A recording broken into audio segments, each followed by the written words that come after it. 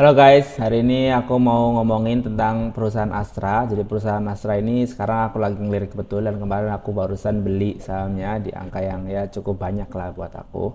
Aku jual beberapa saham Indofoodku dan aku ngelepas buat beli saham Astra. Aku beli buat Astra. Saham Astra ini banyak yang pro dan kontraknya saya lihat. Ini kalau teman-teman lihat dari gambar di samping ya. Ini perusahaannya itu tidak semenarik perusahaan-perusahaan lain seperti Panis, kemudian Brand atau perusahaan-perusahaan lainnya yang beberapa bulan terakhir ini naiknya tinggi. Tapi Astra ini malah nggak kemana-mana, bahkan cenderung turun. Tapi sebenarnya aliran yang aku pakai menggunakan aliran fundamentalis ya, fundamental maaf. Jadi nggak muluk-muluk. Aku biasanya kalau mencari perusahaan bukan perusahaan yang lagi hype atau lagi FOMO, tapi lebih ke arah yang lebih nyantai. Nah, salah satunya perusahaan Astra. Perusahaan Astra ini sekarang dihargai yang cukup murah ya.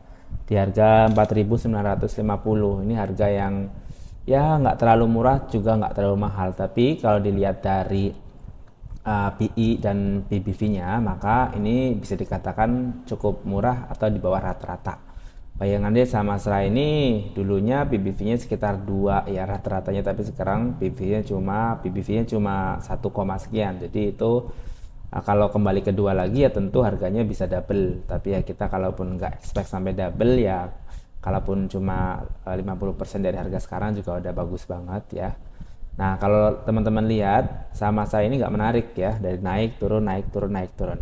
Tapi yang ingin saya garis bawahi yaitu dividen yield yang sekarang cukup tinggi ya. Jadi Astra ini manajemennya cukup cukup uh, fair dalam membagikan dividennya.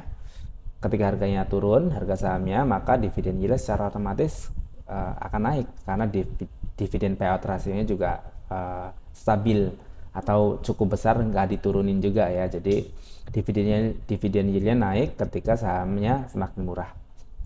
Nah, ini tuh mengidentifikasikan bahwa saham ini tuh fair perusahaannya secara tata kelolanya.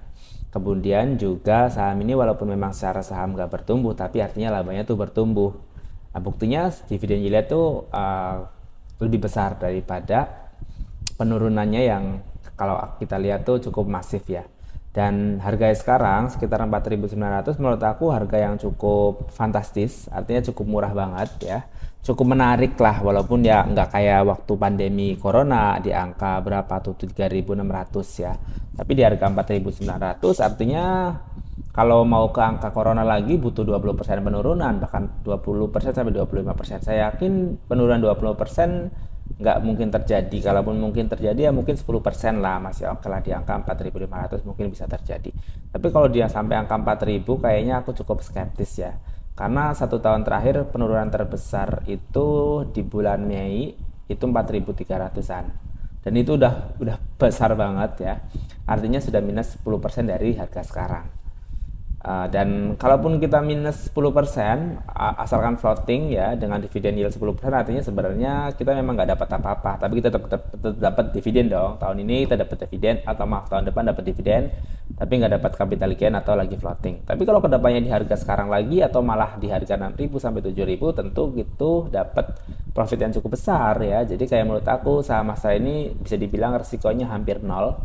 Itu tetap ada resiko, tapi menurut aku hampir nol ketika uang teman-teman tuh aman, ketika uang teman-teman tuh nggak dipakai untuk hal-hal yang memang sifatnya dalam waktu dekat digunakan atau untuk diputar ya. Kalau teman-teman uangnya nggak kemana-mana, daripada dimasukin deposito 7%, deposito 5% malah ya, suku terus obligasi 7%, saya yakin 10% di saham Astra dengan capital gain yang berpotensi bisa naik tentu lebih menarik. Kalau aku sih lebih ke Astra sih daripada Indofood yang saya kemarin pegang. Nah, kemudian mungkin beberapa waktu ke depan aku akan jual Indofoodnya kalau memang diharganya 28.000 ke atas dan Astranya masih 5.000 ke bawah. Jujur aja aku sebenarnya naksirnya saham BRI, cuman karena memang aku bukan yang perbankan gitu, nggak ngambil perbankan lah ya, aku cari aman.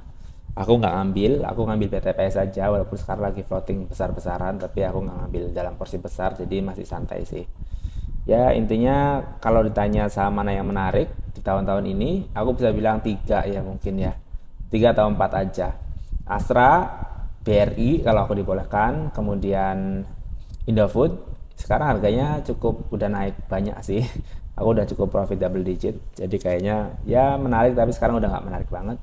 Kemudian paling power ya untuk dividen hunternya, jadi kayak untuk defensifnya Astra dan Power, dan untuk agresifnya ya mungkin Indofood ya, tapi sekarang udah agak tinggi jadi aku nggak rekomend sih. Menurut kalian gimana?